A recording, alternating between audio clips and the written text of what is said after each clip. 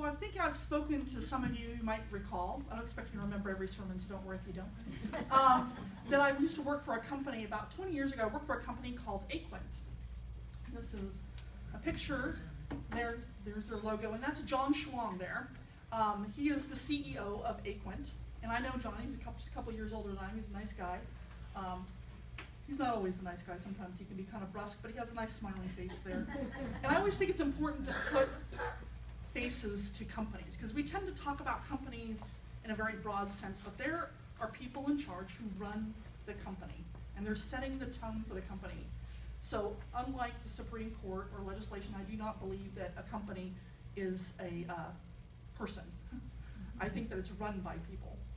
And I think it's very important to put up there. So I just wanted to let you know little things about Aquint. I think it was a great company. It was founded in 1988. John founded it in his Harvard dorm room. I joined them about 6 years later, and by then they already had 25 offices in 2 countries. And by the time I left in 2002, which was after 8 years, they were at 54 offices in 7 countries. In fact, my job had been to open up their Australian offices, and we had 2 offices down there. Now, one thing about Aquint was that when I joined them, I loved this company. It was a company I was very proud of, and I had zero problem selling it because everything that they did was trying to create customer value. And our customers were both the clients and our talent, the temporary agency specializing in graphic designers. We moved into the web arena as well. And they were really great because they didn't have us working on commission. So it wasn't about me just putting a button, a seat someplace for a client. It was about providing the right people to help everybody be successful. And like I said, I was very proud to work there. It was a very generous company too. They gave great raises after you've been there for, it was incredible, the things. Remember one time they took everybody in the company who'd been there 3 years or more to an all expenses paid 4 days in the Bahamas at the Atlantis resort there, okay? It was like, yeah, it was totally cool. It was an awesome place to work. I loved that. And they did this almost every year. They did something that was fun. If they had the money, they would do it. Well, back in about 2000 to 2001, I worked at our headquarters in Boston after working in Australia. And I remember I was at a staff meeting. We used to have these about once a month, and the staff was about 25, 30 people that would get together in this big room. And there was John, and he would update us on various things, and he was always having some semi-crazy idea that he wanted to implement. And some of them were absolutely brilliant. Other times we just sort of went, okay, John, whatever. But I remember this one particular time, he was really upset because there was another company that was very similar to us. They were a specialty staffing company, and they had higher margins than we did. Okay, now margins, if you don't know what a margin is, it's basically how much profit is made after your costs are taken out. Now, at Aquint, our margins were somewhere around 28 to 29% on average. And the competitor was at 34% margins. And he was upset. Why weren't we doing 34%? And I remember he asked us, so should we raise our margins? That is, raise our prices? And I remember he looked around the room, we're sitting in this big circle, he's looking around the room at everybody. So should we raise them? And nobody had an answer. And so we just kind of said, okay, we're raising them. Because nobody had anything else to say. And I remember being really surprised at the question, and it never occurred to me to think that way. Because Aquint is privately owned by John, and he has 3 friends of his who invested money in it. It was incredibly profitable. If you don't know the business out there, but having almost 30% margins is really good. You're making a lot of money, and if you can afford to send everybody to the Bahamas, you're doing really well. It was growing like gangbusters. There was no reason to raise the margins other than, well, why not? The market can hold it, so why not? And that really got me thinking, even back then, when is enough enough? If you can, should you always try to get more? And who suffers if you do? So if we raise our prices, say to our clients, they pay more, their budgets, that gets translated then down to the consumers, they have to sell them their prices at a higher value. So it starts coming all the way back down to this consumer. And I think that these are questions that I think everyone needs to ask themselves. When is enough enough? You can ask it about your own business practices, but also about our daily lives. When is enough enough? And that's a values question. We make decisions based on values all the time, right? For example, how about Chick-fil-A, right? Here's our CEO there. So does anybody here eat at Chick-fil-A? Yeah. There's a few people eat at Chick-fil-A. And I know Mr. Kathy. I have never eaten at Chick-fil-A because they have a strong anti-gay stance. They've been supporting legislation against LGBTQ rights, and I've never eaten there because of that. Sean, can I say something to defend that plan of the company? Mr. Kathy feels that way. The company does not. Yes, this is a very good point. Yes, yes. And they've donated a ton of money and everything like that. Actually, this is his son. The other one retired. So, yes. But the company does donate money. He donates a lot of money toward that. And so this is the values question that we ask ourselves all the time, right? I don't do it because of that stance. That's my particular thing. Now, what about In-N-Out Burger? I was told that it had an anti-gay stance, but when I researched it, actually all they are is just very Christian. Not everybody who's Christian is anti-gay. But it's interesting, did you know that they print little biblical things on the bottom of their packaging? I had no idea about those. Personally, that doesn't bother me. It doesn't bother me in the least. I couldn't find any evidence that they've ever been discriminatory or anti-gay. And in fact, their pay is one of the best in the fast food industry, and they treat people well. Their employees really like it there. They also get to go on vacations as a group and all sorts of things like that. Now, it's easy for me to stand up here and say, okay, well, I'm going to go to this one, but not that one. And I'm set my values as how I want to live that way. But what if you're part of the working poor over here, right? Is it okay to go to Chick-fil-A or any fast food chain? Because you might think, oh, well, the food is so terrible, why would you go there anyways? But let's say you have 3 kids and you haven't had time to go to the grocery store. Maybe it's the only way you can feed your kids or give them even a treat is going to a fast food restaurant. I tend to think of fast food as places where it's a last resort. If I'm just so busy, I have to stop by and grab something.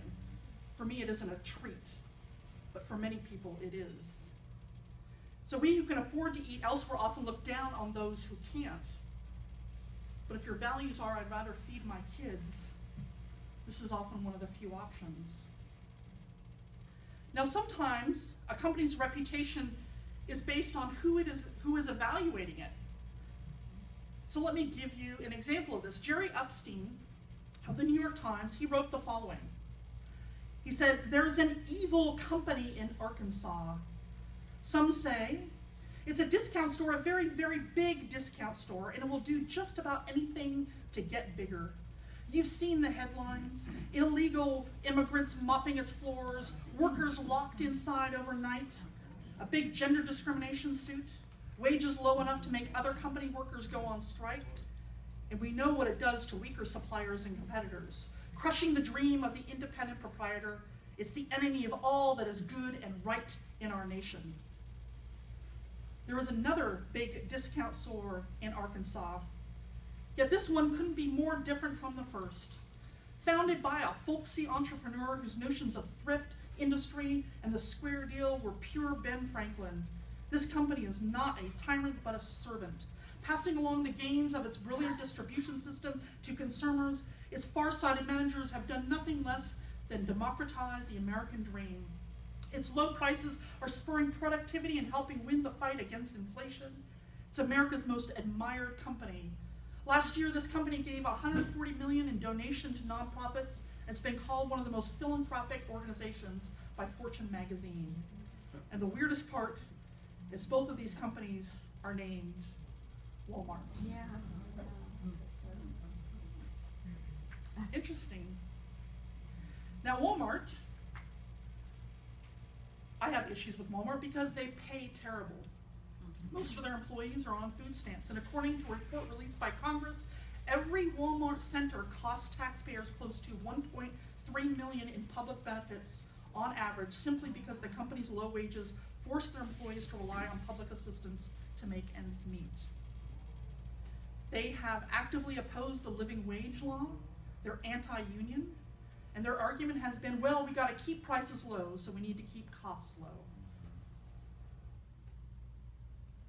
You know, Walmart only made $17 billion in profits last year. And shareholder value went up. So the CEO, thanks guys, over there, CEO, you get a big bonus, congratulations. The shareholders are happy, the stores stay open, people stay employed, because remember, you're the wealthy, good job. Now, think of those workers who are over here, who are working at Walmart. What do they think about your bonus and shareholder value? And what about the consumer, which might be some of the middle class here, because, you know, we don't shop at Walmart, but maybe just to get those essentials, right? Because we're so in debt. Do you think the CEOs understand what's going on over here? They might think, well, I'm keeping prices low so that they can afford things. They probably don't. Unless we think that this church does everything very, very perfectly, I want to tell you about a very recent thing that happened here. I got an email from someone who heard me. I was speaking at a vigil around the Orlando tragedy. And he went to our website to check us out. And he was horrified, he said, to see that we had an Amazon.com button on our website. Now, if you don't know this, if you click on that button, basically anything you buy then from Amazon, there's a small percentage that goes to the church. And they do this for a lot of non-profits, right? Now, I've bookmarked this thing, and I use Amazon all the time, okay? And he asked me this question, he said, how can you call yourself a justice-focused church if you support Amazon? Don't you know about their terrible business practices against employees? Now, I invited him to come talk to us about it, that we were a democracy, that we listen, and, you know, please educate us. I didn't know anything. And instead, he just sent me a link to Wikipedia, and he said, I can't go there until it's gone. So I'm just here to tell you we are being boycotted. So now I use Amazon all the time, and partly because my brother-in-law works for them, okay, up in Seattle. And every time I hit that button, I like to think I'm supporting my sister's family. But I do value treating workers right, and so I decided, okay, I'm going to do some research about this. What's going on there? And there are, as Amazon is a huge company, and they definitely have some issues. A lot of them have to do with taxes and legal issues, particularly internationally. It's one of the few companies that's doing so much shipping internationally. They have some issues out there. There's been controversy around the content of things that they'll sell on their site. At one point, they had a book called The Pedophile's Guide to Love and Pleasure. And they had a Nazi t-shirt. And they cited, you know, freedom of speech, like where do we draw the line? Now, just so you know, they took those down. They did under pressure. They said, okay, there is a line someplace and those do cross it, and we're going to take that down. When it comes to employee complaints, what was interesting was that the vast majority of the complaints that you heard was around heat in their warehouses. You think of these massive warehouses, some warehouses are literally 1 million square feet. And they've got all this automation, so there's all this machinery going on, and then people running around. They're called pickers, and they pick things off of shelves and find things. I saw a video on it, doing research online, and it's really kind of cool, but it really makes me look at my Amazon box differently now when I get it.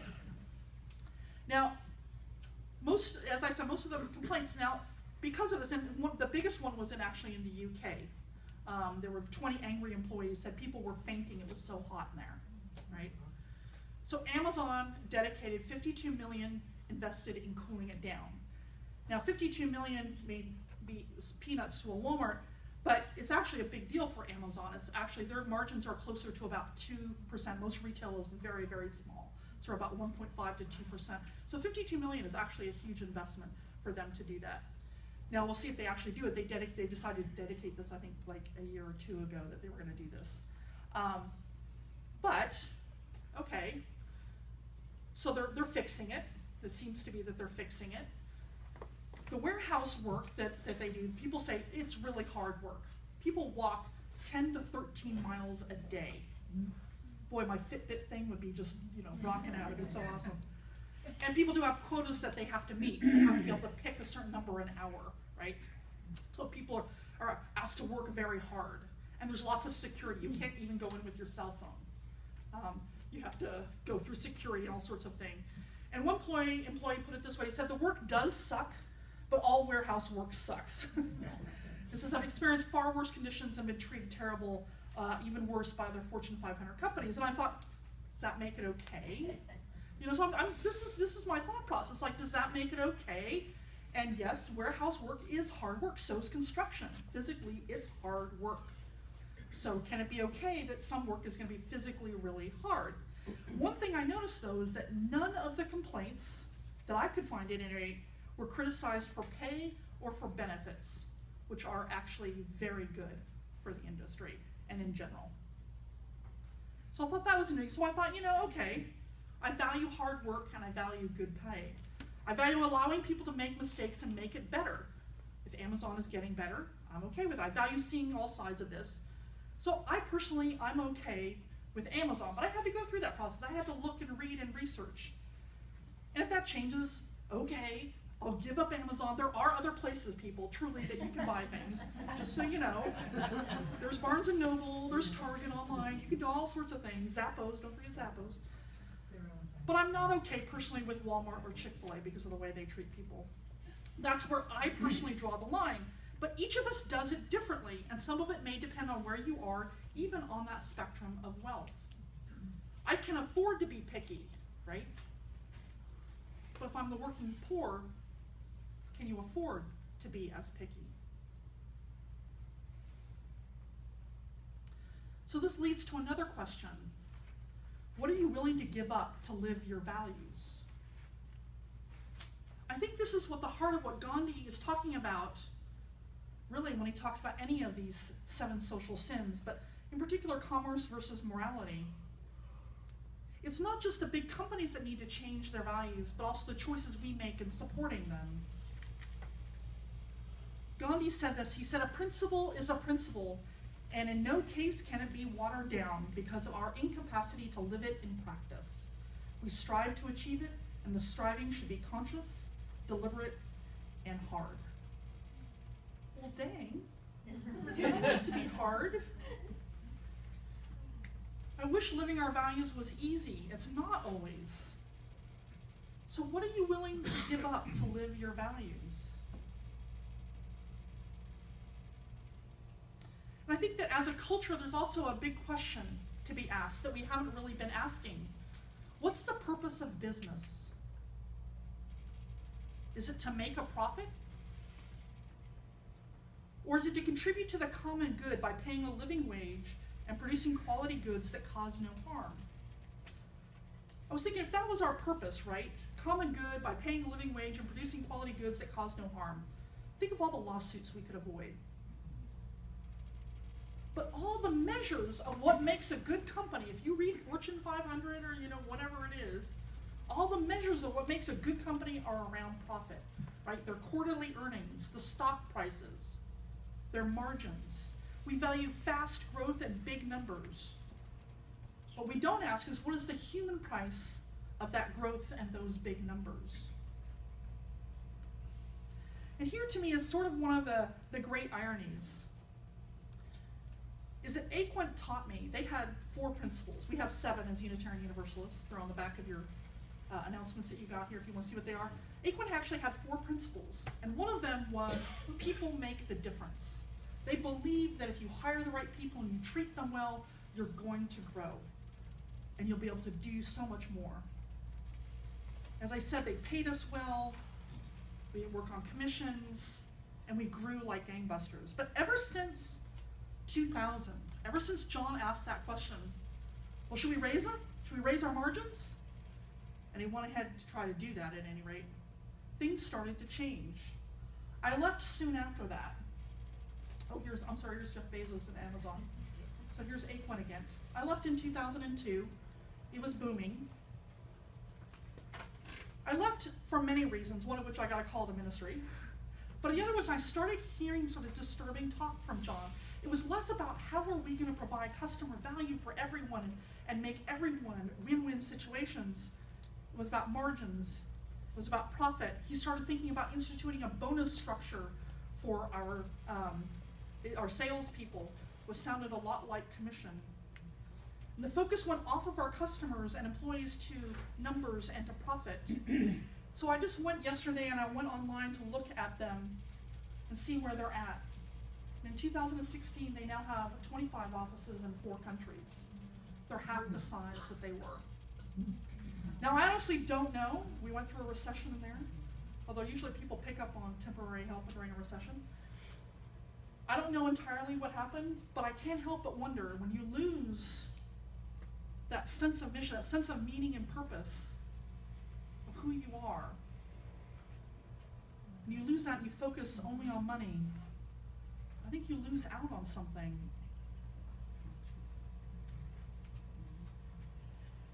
As I said in our opening words, I said, we're hungry. We Americans, Western world, I think the entire world, we're hungry. We're hungry to live our values, even when it's inconvenient. And we're hungry for a new purpose for business beyond just making profits.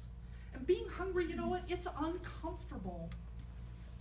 It's like Marcy and that lo-mein thief. It makes us ask questions. It makes us stand in that muck. We're hungry for new questions, not old answers. Questions that ask each of us to see beyond our own immediate needs and wants and to make a decision for the common good. May we always be hungry for justice. Blessed be and amen.